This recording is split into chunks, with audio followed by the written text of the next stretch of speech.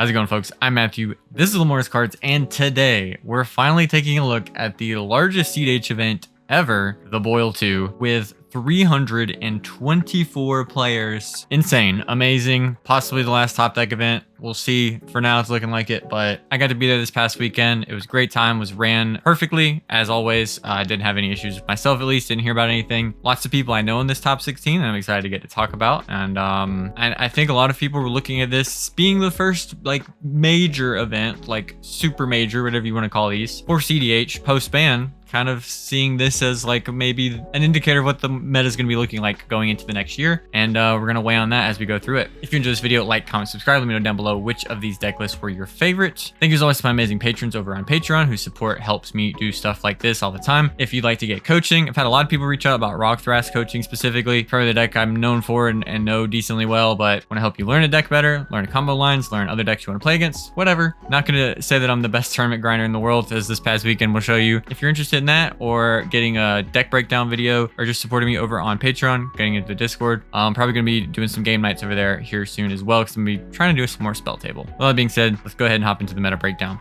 Use the link in the description below to download Whatnot, and you'll get $15 to use to buy Magic singles, sealed product, get anything that you want, really. There's no limits. You just get $15 on the account for free just for signing up. Use the link in the description below. Give Whatnot a try.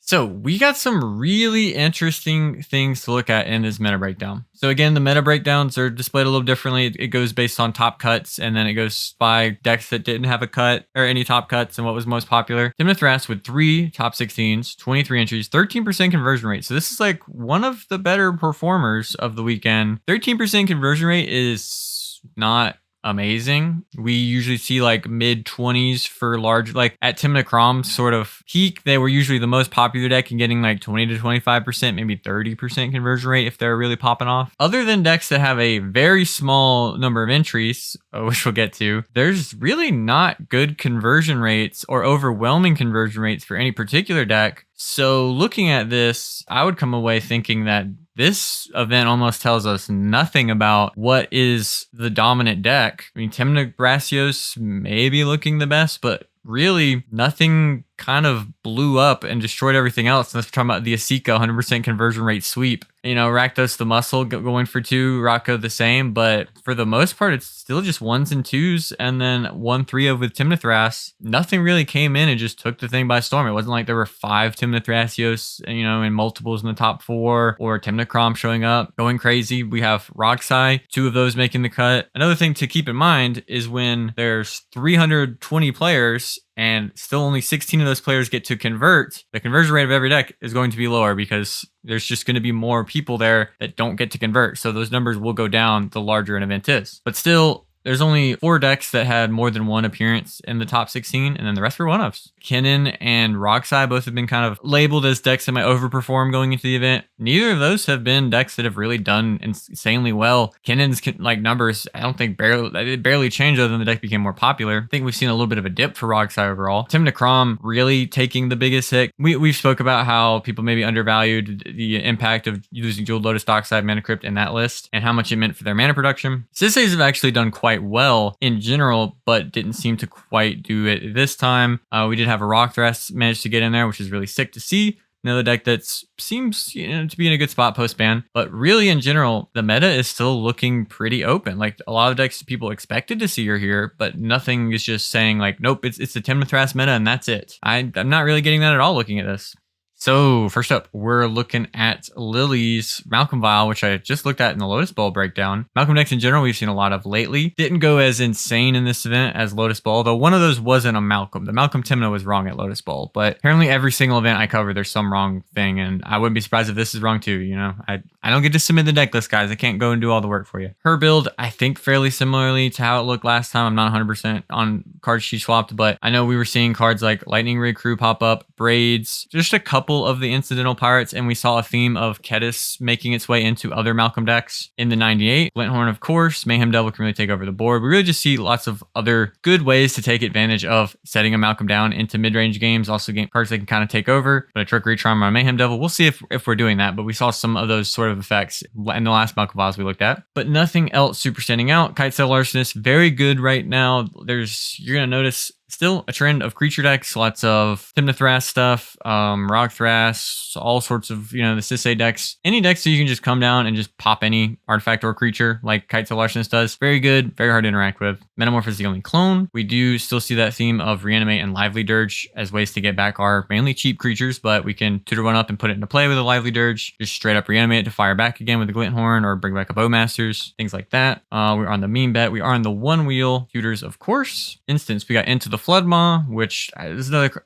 card I've talked about a bunch. Is probably going to start seeing more play. For instance, like we don't see Snap here, whereas before Into the Floodmaw was always like supplemental to a Snap or maybe some of your other balance was like Chain of Vapor. We are in the Fire Covenant as a wipe. We didn't have a Deluge there, and we've got Intuition, which we've mentioned again. Overlaps very well with these reanimation effects. Overlaps very well, obviously, with Underworld Breach. Not going to be able to buy back the Breach, I don't think, but if you already have a Breach, Intuition just wins you the game. Artifacts, we are in the Defense grid. Love to see that. We're on the One Ring, Wish Claw, a couple Talismans, and we are on the Mox Amber and Mopal. 16 artifacts, seems fine. Leyline of Transformation, all our creatures are pirates. You do this with a Mayhem Devil. It's a pirate, deals a damage, makes a treasure, sack it, deal a damage. If Malcolm and Mayhem Devil are in play and Mayhem Devil's a pirate, this is what I was talking about. Making all your creatures into pirates is very strong when you have a Malcolm. Beyond that, we have the Curiosity, which we tend to see pop up, and we're on the Necropotence, no Necrodominance, and then these other staple enchantments. We are in the Cavern of Souls, which makes sense. We did see a decent bit of pirates in there. Undercity Sewers is a surveil land. We are on the Spire of Industry. City of Traders helps us get out this early Malcolms. Another great performance. Vial Lily continues to top 16. Player I always try to make sure I speak to. Her husband is also in this top 16. We'll get there. Hint, it's going to take a while for us to get up to him. But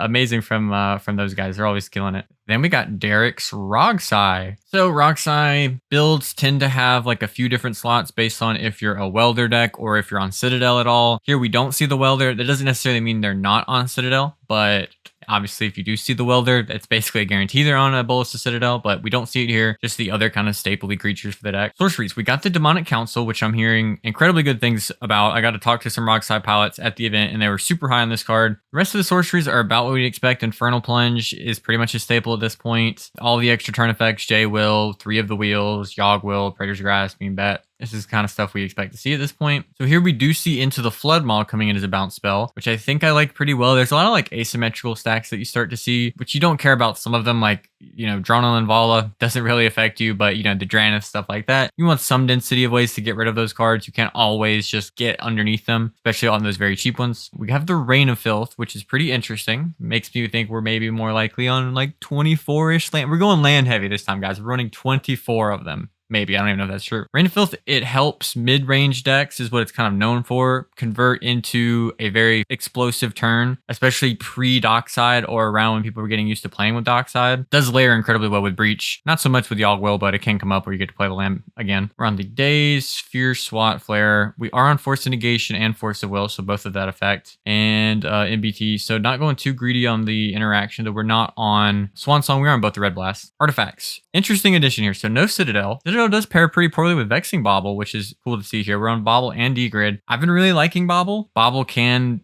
be a little wonky with your free rocks, but you can do stuff like Vexing Bauble, resolve your ad nauseum, knowing that free interaction is shut off from the table, and then crack the Bauble after the Naz, where you have all the interaction at this point and are kind of able to just go off, and the tail is very unlikely to stop you. It can especially line up really well when you like dump your rocks, wheel with a Bauble in play, knowing that your opponents aren't going to be able to dump out their stuff when they get there, at least not as easily. So that's kind of cool. Oh wow. Okay, we're really in on the wheel plan. Okay, so Necrodom, Necropotence, Mystic, Ristic, Breach are all staples for Rogsai. Land of Anticipation comes up every now and then. It's not the most common, but people run it. And then Waste Not. That's very all in on the wheels. Won't work with Time Twister. When an opponent discards a creature, you make a 2/2. When an opponent discards a land, you make a black. When an opponent discards a non-creature, non-land, you draw a card. So this is a pretty hot little bit of synergy with your wheel effects, right? You waste not into a wheel, even if your hits are kind of mid, like even if your wheel isn't great, which usually they're better for you than your opponents, your Rogsai, you're kind of built to do it. You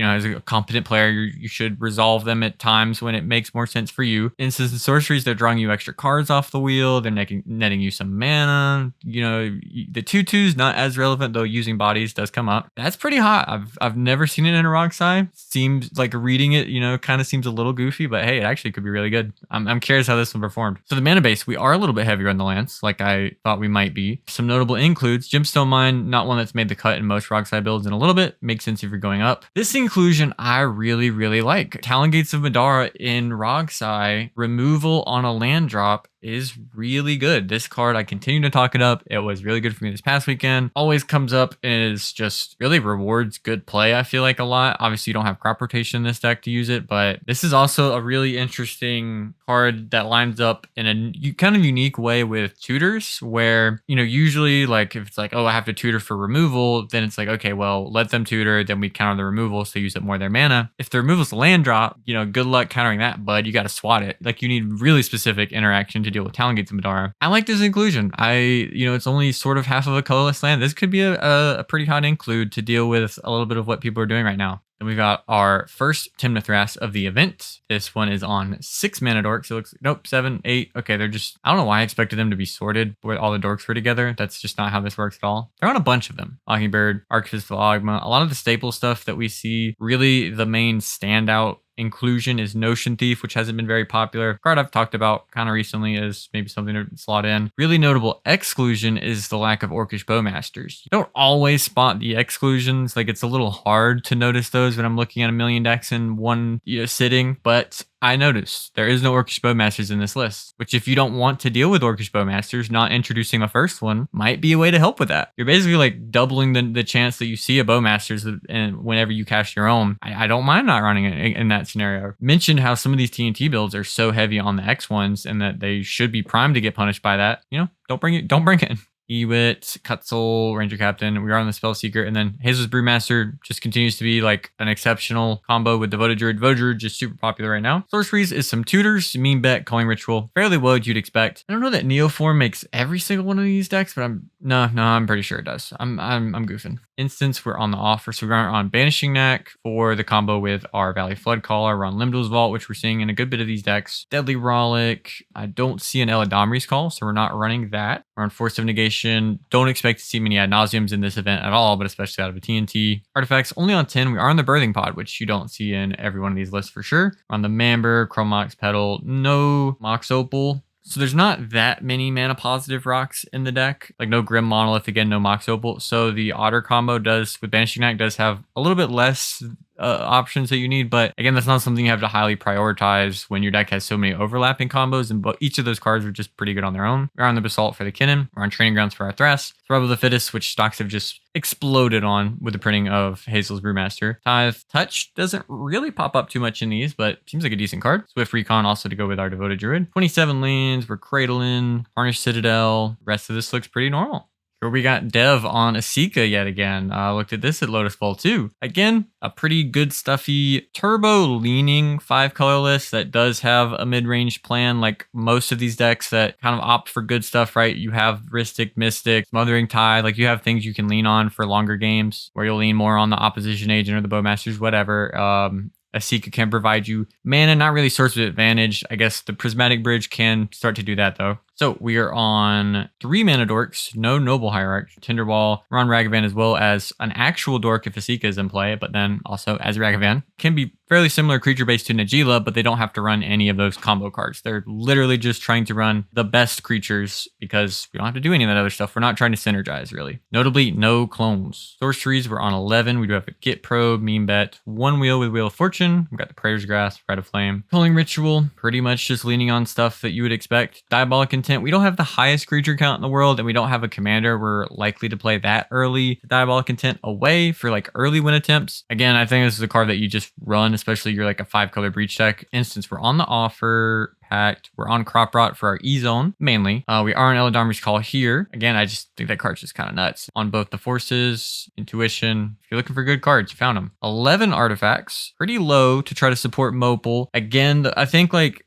once you're nosing, you kind of just accept that you might just have a dead Mopal in the games that are mid-rangey that aren't really about like an early Smothering Tithe where like you just have infinite mana anyways. But just having a density of zeros to even possibly get you started is kind of required, I think, and you do want to run Mopal, even though in like a mid-range deck, this artifact count I don't think is reasonable for Mox Opal. In a truly mid-range deck, we are on the One Ring, Witchclaw, the 2 Rainbow Signets, kind of the best enchantments: Mystic, Rhystic, Breach, Necro, Smothering Tithe. 28 lands. There's that E-Zone, Otawara, no other utility lands, Rainbow lands just on the fetches, 5 color, good, clean, good stuff. Got some mana development you can get in the zone, a flexible plan with all your tutors. Esika doing the thing. Is it the 5 color deck to beat right now? I don't know. Maybe just dumping the synergy right now. You know, it didn't necessarily get a buff post-ban, you know, losing Jewel Lotus and such, but building your deck for synergy certainly got a nerf. Next up, we're looking at a Rog Thras, fairly different build than a lot of the ones we've looked at. Cure is one that often gets popped up. The first ability isn't that relevant drawing the cards. We don't have that many creatures that do that. But the main ability is just a Planeswalker that -1 untapped target permanent. This is known for being like Gaia's Cradle deck. Obviously, that's good with the One Ring. You can be better with Candle than Cradle itself.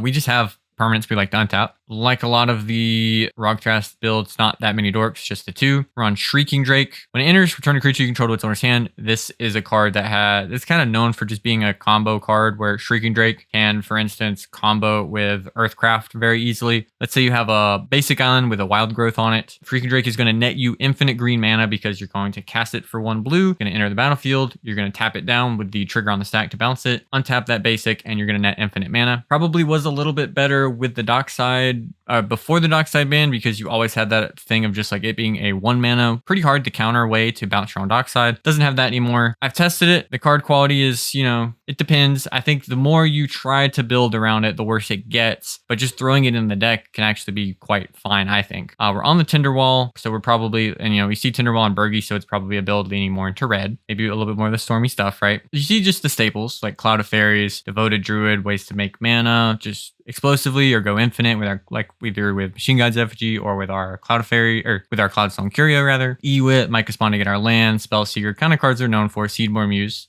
Valley Floodcaller, which I think the majority of the builds are on at this point. Kitsa Otterwall Elite is another interesting one with Floodcaller because it itself is an otter that has a tap ability. It has 2 of them where you can tap and loot, or you can pay to tap, and if its power is 3 or greater, you can copy target instant or sorcery spell you control. You can go infinite with this with Dramatic Reversal. You can also just use it for value on one of your creature tutors or a Jessica's Will if you're running that. Really, any of your good instants or sorceries you can kind of pop off with this. Does have to not be summoning sick for it to really, you know, do the thing, but you know, on a 2-drop that can get you value anyways, might not be too bad. Some more on the top end, we have Teferi, which is a card we kind of tested in with the bigger bouncy house builds. That is like 5 mana, sort of Grand Abolisher-ish. Creature cards you own that aren't on the battlefield have flash, so like creatures in your hand, whatever. And each opponent can cast spells only when they can cast a sorcery, so like the 3 mana Teferi text, flash it in, start flashing in your own creatures, flash it in on an instep, untap, and you basically have a Grand Abolisher. Fairly nice. It's a little on the expensive side. Consecrated Sphinx, just a big old card that if it comes down, probably wins the game. Same with Hullbreaker Horror, although Sphinx is more on the value side. Hullbreaker Horror, of course, being a combo card. Sorceries, we're not on the Jessica's Will, but we do see other pretty good cards, right? Copying a Gamble, not the most busted thing, but copying a Neoform, copying an Eldritch Evolution. Transmute Artifact, it's a little weird to copy because you're probably paying for both of them, and we don't have double artifact combos, but you get the idea. Traverse the Uvenwald, this is one that's kind of come in and out of builds before, kind of in that land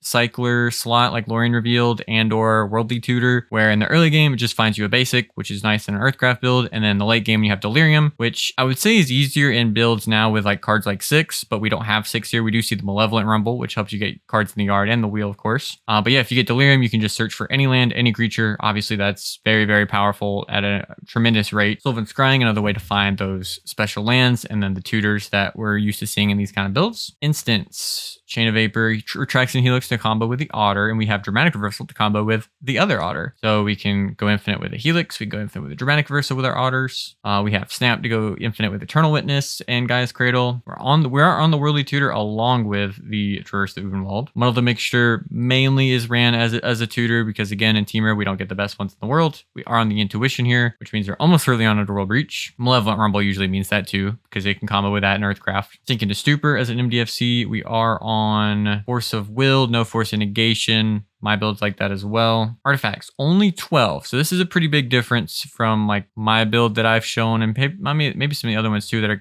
like pretty close to like 20 artifacts. Most of the fast mana. We don't see like a Grim Monolith, for instance. We're on the Relic of Legends. We are on the Cloudstone and the Candelabra with the Machine God's Effigy. So all the combo-y ones. Notably, no Basalt Monolith. And if you scroll up here, you also won't see a Kinnan, which I kind of talked about as being one of the weaker combos. My assessment of it's changed a little bit with Enduring Vitality coming out, but we'll see how that tests. And then we're on the One Ring. Enchantments, we have a whole bunch of this, and these are very cool. Land enchantments like Utopia Sprawl, Wild Growth, Fertile Ground, all help you tap for more mana. Same with Overgrowth, which is 3 mana and it makes a land tap for 2 extra green. These pair tremendously well with Earthcraft, work just pretty well with things like Candelabra, stuff like that. We are on the Breach, like I mentioned, Ristic Mystic, of course. Sneak Attack, pay a red, put a creature into play with haste. And that lets us, one, just spend a red, get a Consphinx, not too good unless like, you know, if somebody casts the wheel and you get to Sneak Attack in response, which is insane. Makes this like a 5 mana Hullbreaker Horror that you can also just wait to deploy. When you play it, you can kind of just deploy it and not have to use it, and then just go to your turn like, let's spin a red and just get a 1 mana Displacer Kitten, and if I flicker the kitten, I get to keep it, but otherwise I'm just on this turn using 1 mana to get a kitten. Like I just got to set up a kitten without having to worry about it getting removed throughout a whole turn cycle. And again, you get to put in things like Kitsa and Valley Floodcaller, which their combos only work while they aren't summoning sick, so that lets you get around that. Also makes it easier to combo with any of the legends with Cloudstone Curio, with like Relic of Legends, because you can tap them down for a red, and it lets me do things like just combo with Teferi to make infinite mana, where that would normally not be possible and you have to use something like the Shrieking Drake or one of these 1-drops. Then we're on Song of Creation. A little surprised to see so few artifacts with that, and like, you know, like just running mana positive stuff. Like again, like there's not that many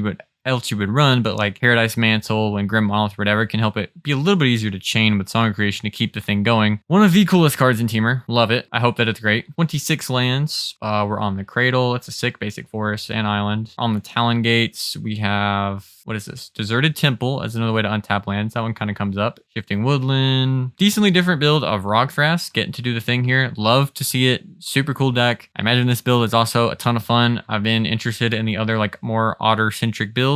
Doing more of that kind of stuff. Could be another one to test out if you're interested in this deck. The Boogeyman of cEDH. Tymna Kraum with a 3% conversion rate? I don't think so. Maybe the Boogeyman is this player. So we're on the Teferi. Oh, I like it. Take me back. We're on the Dragon's Rage Channeler. Remember when this was a staple? We got Mockingbird in here as well. Professional Facebreaker, Floodcaller, and Burgi. So these are really the standouts. All these other cards are kind of stapley for the deck. Grand Abolisher, Lotho, Bowmaster, Storkel, Valley Floodcaller at this point, definitely a staple. We're not leaning too much into some of the Tymna enabling stuff like Delny, nothing like that. I like Burgi and DRC as ways to help you kind of push with the deck. DRC giving you lots of selection, you fill your graveyard. Burgi actually being a reasonable way to be your Dockside at home when you know, if you develop a Burgi and untap and get to Naws, you can actually probably convert that to a win, which can be kind of difficult for this deck at the moment. We're on 9 sorceries, a whole bunch of tutors. We're on the Jessica's Will. It always pairs with the Burgi. I don't know what it is, but it always does. Diabolic Intent on the 1 Wheel of Fortune as our wheel, and a Sevrek, of course. Okay, so we have some interesting includes here too. We're on the March of Swirling Mist. Helps us deal with some of those problematic pesky little creatures and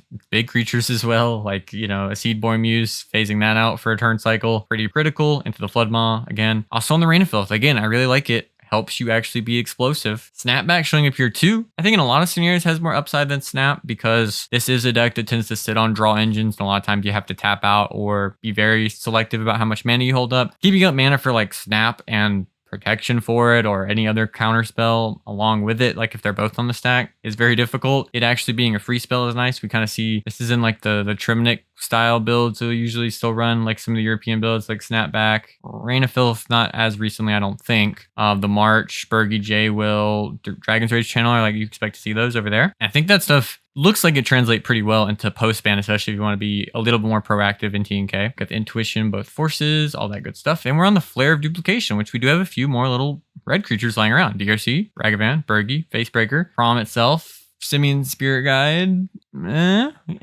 Artifacts, not too many. Only 11. Another 11 with a Mopal deck. We're on the One Ring. None of the other talismans, like the Pain, actual, just Signet and Felwar Stone. No Talisman of Dominance, Progress, whatever. On the Mana Vault, no Grim. Enchantments, we're on Necro and Mystic Breach, Tithe, kind of the staple ones of the deck. 27 lands. No Cavern of Souls. I like it. I think if I was playing TNK, I would probably want to try this direction. I don't think I want to sit there and try to outgrind the TNTs right now that have like all those little overlapping creature combos and so much creature stuff that's hard to interact with. And I'd rather lean into like actually good red cards instead of just being an Esper Shell, Splashing Gamble, and Underworld Breach. Then, funny enough, we have another Esika, and it's the literally same exact deck. It's like I mentioned in the Lotus Spell video. It's John is the original like creator of this deck, and Dev is playing it at that last event. But this is literally the same deck. You click it on top deck and it goes to the same link. I don't have anything else to say about the deck. It's literally the same. But there were 2 Esikas. Both of the pilots made it. Talked about them again last week in the Lotus Bowl thing. You can look at that one too. If you want to hear even more about Esika, I think there's an Esika Discord now you can join if you like. I don't know how much serious Esika gaming is going to be going on there, but hey, you want to do 5-color good stuff and you truly want to do good stuff, this is the way to do it. Shout out to John again. I like talking to him about my deck and his deck and going back and forth on it. And yeah,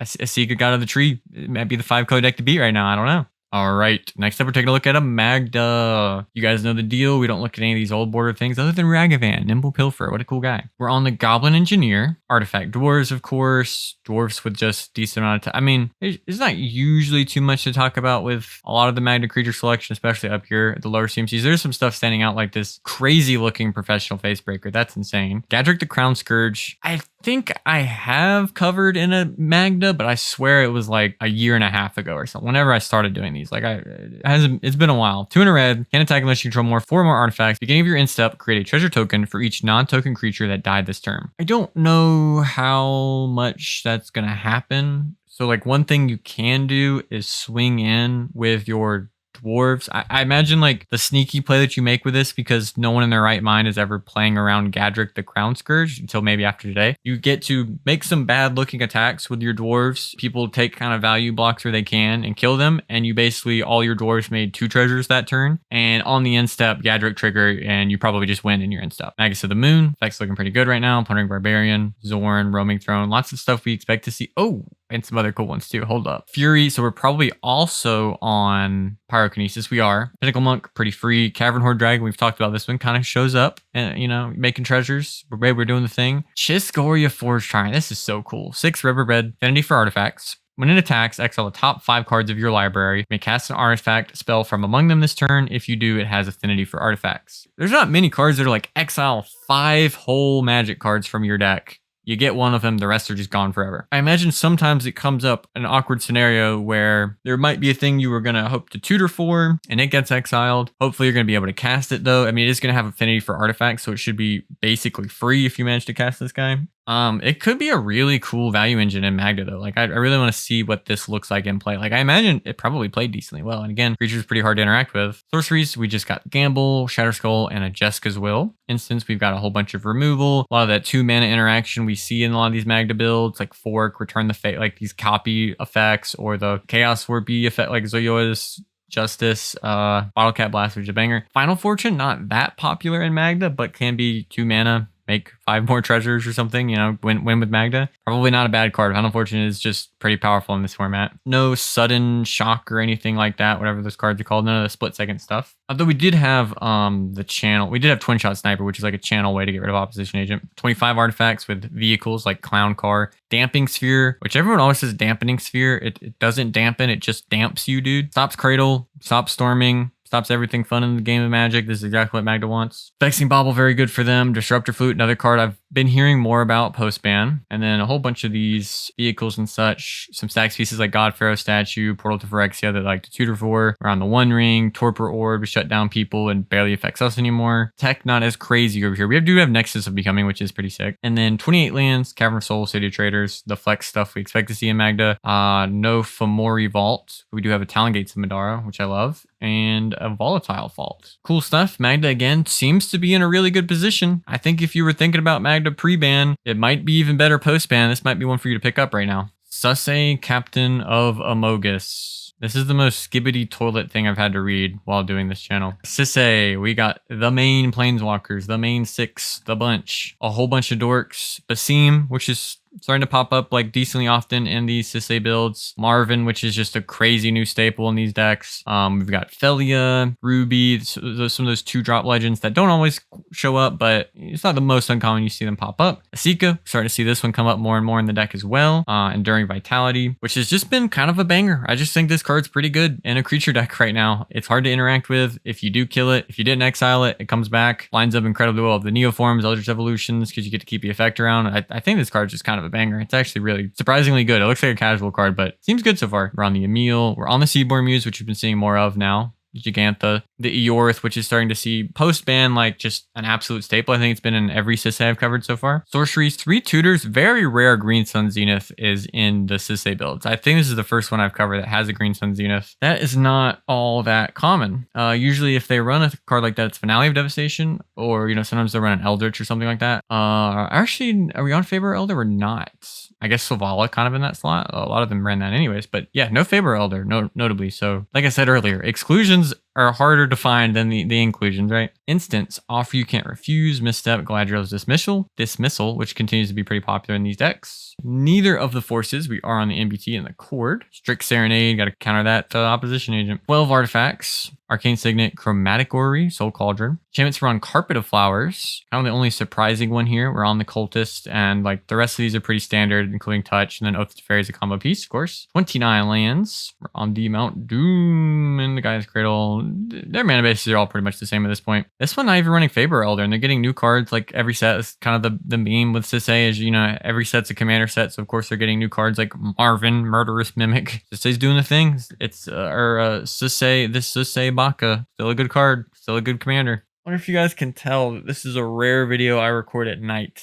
Okay, we got Rocco. I think Rocco's still a real deck post-ban. If you don't have to worry about Dockside running terrible cards like Temur Sabertooth. I don't know why I went on like a soapbox for that. Like it's not that hot of a take. We got Vivian on the Hunt for our potting. These little free spells up here. So we got some free dorks. Elvish Reclaimer, I don't think I see pop up too much, but Cradle is the name of the game right now for a lot of green decks. Phyrexian Dreadnought for 1 is kind of that hot tech I talked about. And I think the last time I covered Rocco, where it's a 1-drop that just gets to come in and sacrifice either of your Rectors and any number of other creatures, like including your Rocco, which I think is pretty sick. Oh, I love this printing. 7th edition foil Llanowar Elves. This is a gamer right here. Lumberjack, Wirewood Symbiote, a lot of elves stuff we're doing. Deep Gnome Terramancer. Honestly, if you don't get Bowmastered, I'm pretty sure Priest of Titania is nuts right now. In these TNT pods, I bet this thing goes freaking crazy. Both the little 2-mana white dudes who get you cards. The white dudes punishing fetch lands. What we do. Twin Shot Sniper, Aven Interrupter. Cards overperformed for me. Selvala. Squee, of course, for food chaining. We have all our stuff for our pod lines. The main thing that's kind of standing out, Treasonous Ogre, I've seen pop up, but it's not the most common. We don't have any actual stacks pieces here. Not even running like a Drannith Magistrate. Really anything resembling stacks. So other hot kind of addition is Gandalf the White. Cast legendary spells and artifact spells as though they had flash, and legendary permanents or artifacts that enter or leave the battlefield cause a triggered ability of a permanent you control to trigger. Triggers an additional time. I don't think I got the text of that right, but it doubles your Rocco triggers, stuff like that. There you go. If you get to Rocco for like 3 and double it, you get Kiki Jiki, Felid Art Guardian. That just wins. One of the Rectors and Phyrexian Dreadnought, like a way to sack it. So that just wins. So yeah, if you Rocco with Gandalf the White, you basically just win the game. So that's cool. Sorceries run the gamble. That's kind of cool. Finale, Eldritch Evolution. So tutors, J-Will, and Infernal Plunge. So looking like it's landing pretty proactive. Not too much interaction. Oh, Dawn's Truce. I haven't seen this one. 1 and a white. Gift a card. Unit permanents you control gain hexproof. If the gift was promised, permanents you control also gain indestructible until end of turn. So that makes you pretty hard to deal with. Unwanted Remake. Destroy target creature. Its controller manifests dread. I guess you want some amount of like removal that just kills things because it also lines up well with your Rectors. Rending Volley on your own Rector is super hot. Good luck, Chump. Cord, Force of Vigor. The rest of this pretty, yeah, you see like Final Fortune, like we're kind of jamming with Rocco. I love it. Artifacts are on the Grim Monolith. Pod, of course, is a win line. Mana Vault, fast mana production. 7 enchantments. We're on the Sylvan Library, Trouble in Pair. So like the engines that like kind of pop up in these colors. Been a little surprised not to see more Trouble in Pairs. Maybe like the lack of mana production makes it a little bit harder to try to resolve a 4-drop value engine that isn't Smothering Tithe right now, but got the Carpet, Touch, lots of really powerful stuff here. 26 lands, of course, we're on the Cradle, Lazotep Core. Oh, so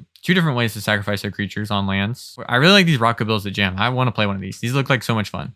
Then even here at the boil, we got a Rakdos the Muscle. So cool. Rakdos the Muscle has a lot of text that is very, very small on this card. Basically, when you sacrifice a creature, you get to impulse draw equal to its mana value off of any player's deck. So it could be your deck, one of your opponents, whatever, and you can spend mana, absorb mana of any type. And it's until your next end step. And then Rakdos also has the ability once per turn to sacrifice a creature and tap him down and give him indestructible. So the turn he comes down, you can usually sacrifice some other creature. So you'll run kind of dinky creatures that can either sacrifice themselves or sack fodder or can search for good sack fodder, like Flamekin Harbinger. 1 mana, 1/1, not very good, searches for an elemental in general, but a lot of the elementals have like the evoke mechanic, like Offal Snout, Grief, Fury, Ingot Chewer, Shriek Maw. So you can spend a very small amount of mana, put them into play, have the evoke trigger on the stack for them to sacrifice, let them do their thing. You can either sacrifice them to one of your other outlets to get a little bit more value, or just let them sacrifice themselves naturally, and you get a Rakdos the Muscle trigger. So you can evoke Grief, take somebody's interaction that they might have, and then you get 4 cards off the top of your library. And then you can chain them very easily too, because you can evoke Grief, hit another thing that you can evoke, and get these very cheap things. Then you get mana in between, or you have something like an Ashnod's Altar, Phyrexian Altar. You can be making mana off the sacrifices, and you can very easily chain these together, and you're using creatures to do it the entire time, so it's very hard to disrupt. Most counterspells aren't going to deal with it. Like if you're holding like a Fierce or something like that, you kind of have to just hit like the altar effects or like a Grinding Station or Blasting Station or something similar to that they might be running that's enabling them, or some tutor. But yeah, they get to run such cool cards like Poxwalkers, which when you cast a spell from anywhere other than your hand, it comes back into play. So every single time you cast a card off Rakdos, it comes back in. You can sacrifice it and get more cards off Rakdos. It has a very big chaining effect. Biggest downside of this guy is he's 5 mana with 3 pips, which is pretty tough post Jeweled Lotus, Dockside, all that good stuff being banned. They even run Dargo because he's basically 1 mana to get 7 cards, which is insane. And Sibsig Muck Draggers, which is a 9-drop you can pay for 1. A little bit tougher than Dargo getting him down to 1. Also Dargo stack stuff too, but yeah, Dargo kind of nuts in this deck. It's pretty cool. Mind Slicer too. Get rid of everybody's hands. You don't need a hand, you're impulse drawing. Sorceries, we do see a lot of like good stuffy Rakdos cards leaning into like creature synergies, but not really that synergistic, right? These are like pretty generically good cards. That Reanimates, Lively Dirge, Mold Duplication. Infernal Plunge is just all upside when you have a Rakdos in play. Yoggle to get some of that stuff back. Unmarked Grave. So obviously we're putting stuff back into play from the graveyard, putting it back to the yard, stuff like that. So just very good cards that just have natural synergy with Rakdos. Other cards like Burn Offering, of course, and Tomb. Some of the red rituals, Flare of Duplication, trigger Rakdos, sacrifice, all in half. So nothing too wild. Obviously, in this kind of build, you can't reasonably ad nauseum. We're running a 9-drop creature. Like, you look at this curve, it's a nightmare. But you don't really need to. You have lots of advantage in the zone. 14 artifacts. So we are on Ashnod's Altar and Phyrexian Altar as sack outlets that produce mana. We also got a Cursed Mirror, which is pretty cool. Grim Monolith, Mana Vault. We're on the LED.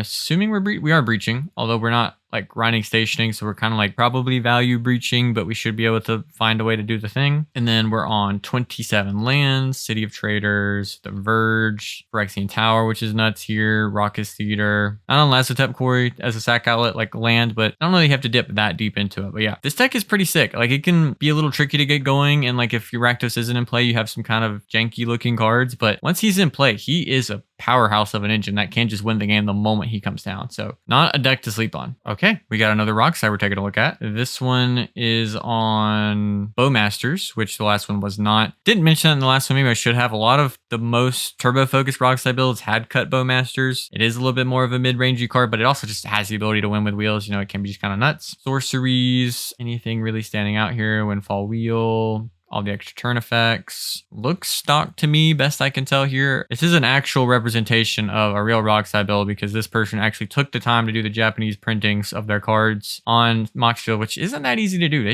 I wish they would update that. 28 instants. We're on the Calling the Week. We're also on the Into the Flood Maw here. Force of Will, no Force of Negation in this build. We're on the Deadly Rollick, which I know had come out in some of the builds, but not all of them. We're on both the Red Blast. We're actually on the Swan Song too, just entombing for breach stuff and Yogwell stuff, I guess. Grinding Station. I mean, there's no Citadel, and no Engineer. So yeah, I guess still just running the Entomb for breach and stuff. That's kind of interesting. 19 artifacts, Mobile, Mana Vault. We're on the Chromatic Star. Very odd to see these cards that were put in basically for Citadel, like Entomb and Chromatic Star, that are still in the list. Maybe they found that they were just okay cards on their own and that they liked them in the deck. Also on the One Ring, which is not very popular in Rockside at all. 4 enchantments, Mystic Rich Breach, Necro, no Necro Dominance, 24 lands, Phyrexian Tower, Undercity Sewers. Nothing else really standing out there. Serialized Watery Grave, okay. And Blood Crypt. How ballin' are you, dude? There's a Brainstorm too. So it's like all the things that were added for Citadel, they just cut the Citadel and we're like, all right, I'm gonna keep the rest of it. Maybe it's good enough. Brainstorm, not that bad of a Magic card. All right, we have another Magda looking at our first deck in our top 4. Asgard Cavalry. We're on the Academy Manufacturer here. Adaptive Automaton. Couple different. Ooh, we got the Gadrick, the Crown Scourge here too. Okay, maybe they were cooking. Maybe the Magda players are cooking up something here. So a couple different choices, but none of the like big dragon kind of Chiscoria or whatever, and the Cavern Horde Dragon. None of that big stuff. A lot of other similar stuff, of course, and Magda. Just the Sundering Eruption is the only sorcery, so no gamble, none of that. Instance, Bolt, Blast, Return the Favor, Siege Smash, which is split second, Sudden Shock. So those split second effects I was talking about earlier, Strike the Flames, or Stoke the Flames rather. I don't know if this is the same build, but looking very similar to one of the recent builds I looked at. Pyrokinesis, No Fury, 29 artifacts. We're on the Clown Car, Flute, or similar stacks effects. We're running things like Mirror of the Forebears, which I don't think we saw in the last build. Is on Spine of Ishna, is on the Nexus, is on Memory Jar, which is kind of cool. That does pop up occasionally in the Magdas, but I think is less popular. Can be like a really interesting thing to tutor up and can really mess with people. It is a way to like tutor and just kill somebody who's trying to Thoracle because it does make them draw. Blood Moon is the one enchantment, and then 29 lands with Cavern, Command Beacon. There's this Cave too to be able to tutor up some of these different lands, and then Command Beacon to get our commander back. So yeah, 2 Magdas in the top 16 of the largest cEDH event ever. Andy Beach here playing Tymna Thras. Another one of these. So we got some different dork selection. We got Elves of Deep Shadow. We're on the Mockingbird here. We got a Drannith, which we've seen a lot of white decks, but not all that many Drannith Magistrates, I feel like. First Fairy Mastermind of the day, I believe. Pollywog Prodigy, which I think we saw in the Malcolm Vial, is on Derevi here. Usually going to go with that Emil. We're on the Seedborn Muse, Hazel's Brewmaster, Gilded Drake, which I think stocks are decently high right now. Bounty Voidwalker is interesting. Wonder how that changes the way that you fetch. Probably like makes Elves of Deep Shadow seem like a better inclusion. Notably no Kinnan here, so not doing that whole deal. 5 sorceries, they're all tutors, no mean bet, no culling ritual. That's kind of wild. 21 instants, offer Crop Rot into the Floodmaw.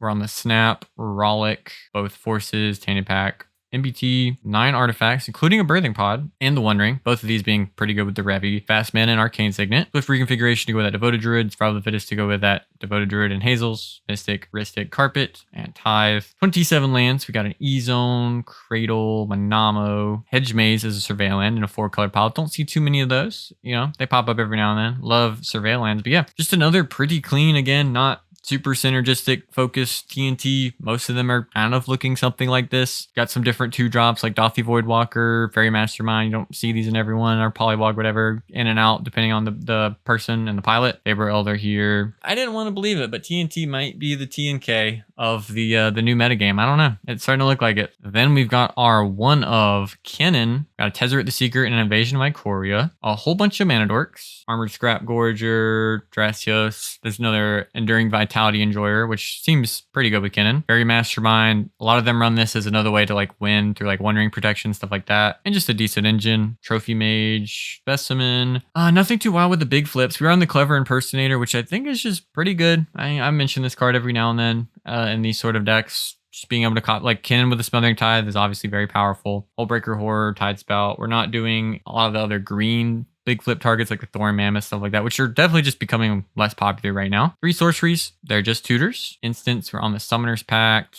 Crop Rot, Chain, Worldly, Dramatic. We're on the Retraction Helix to go with our Otter. Mana Drain, Misdirection, Commandeer. I swear a lot of the Kinnans now are like in a competition. They're in like an arms race to run as much random free interaction that has them just pitch cards over and over. These can be really good. Like again, you Commandeer Smothering Tithe, pretty dang good. You know, lots of free interaction, lets you tap out for big creatures more safely. 17 artifacts are combo pieces. Mirage Mirror, Basalt, of course. We're on the Moonsilver Key to find them. The Fast Mana. We are on the One Ring, of course. Enchantments, some interesting inclusions here. Copy Artifact, just pretty good. Steel Enchantment. Hey, give me that Smothering Tithe. Give me that Ristic. Copy Enchantment. Give me that Smothering Tithe. Give me that Ristic. Mirror Maid. You guys know the deal, and Ristic Study as well. Lots of ways to get other people's stuff or take advantage of your opponent, whether it's like stealing their thing or just getting a copy of something powerful. These are kind of the things that people are wanting to clone more now than actual creatures, is the enchantments, the value engines that are coming into play. 26 lands, not really a crazy notable include. Even though they're a 2-color deck, most of the Kinnans don't opt to run the Hedge Maze as their surveil land. You guys know how I feel about Forbidden Orchard, but there it is. Kinnan, not exactly a dominant meta force, but did show up here, did top 4 this event. Has some new cards that they get to consider, like the Enduring Vitality. You're going to bring in the Flood Caller, you know, testing the Impersonator, and like really the Enchantress kind of thing they're going for with stealing enchantment, stuff like that. I was hearing some more about this from like Freedom Awful's build. I think was doing some of the stuff as well. Might be an interesting direction to go for with Kinnan, but yeah, Kinnan doing the thing here. I told you it'd be a minute before we got to Jordan, and here we are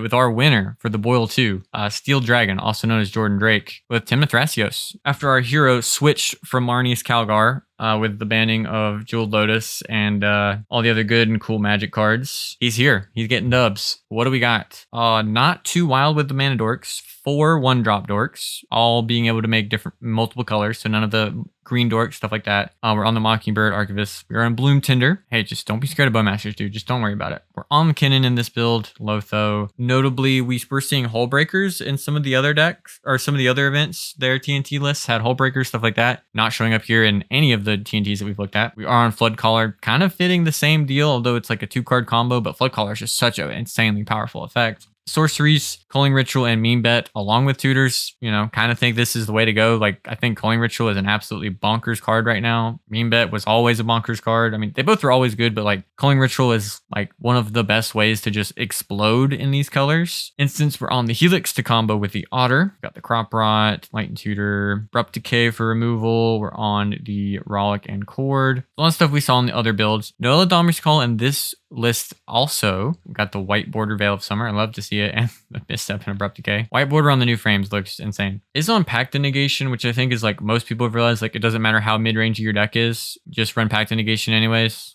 It's at the if it's in the early game when you're going to die, you just get to force draws with it, which is really the main use of this card. I don't even know what all this text on here is. It's just make target game a draw. 12 artifacts. Is it on the Mopal? Reasonable. On the Grim Monolith, 1 ring, Basalt Monolith to combo with the Kinnan, Wish Claw, Fast Mana, and the 2 Rainbow Rocks. Enchantments. We're on the Carpet, Survival of the Fittest, which I know he used to win the game. One with Hazel's Brewmaster for the top 4 games. Swift Reconfiguration, Mystic, Tithe. 27 lands, anything spicy, E-Zone, Cradle. That's where we are living in. And he does have a Undercity Steward as a surveil land of choice here. Yeah, again, the theme with TNT is people talking about, oh, will it be Breakfast? Will it be Rising Cats? Will it be? It's not any of this. It's just you run good cards. That's the TNT builds that are successful. Let me know down below which of these deck lists was your favorite and what you're thinking after the biggest cEDH tournament ever. What do you think about the future of cEDH without top deck events likely happening anytime soon? Some people are still a little doom and gloom about it. Some people are pretty optimistic. Let me know what you're thinking about the meta, event attendance for you, what you're going to, what you're excited about coming up, all that good stuff. What decks you want to hear about. Again, going to be doing a meta breakdown that I'll probably be recording here soon. Let me know what decks you're wanting to hear about. All that being said, thank you so much for watching. And as always, go play cEDH. Have a good one, everybody.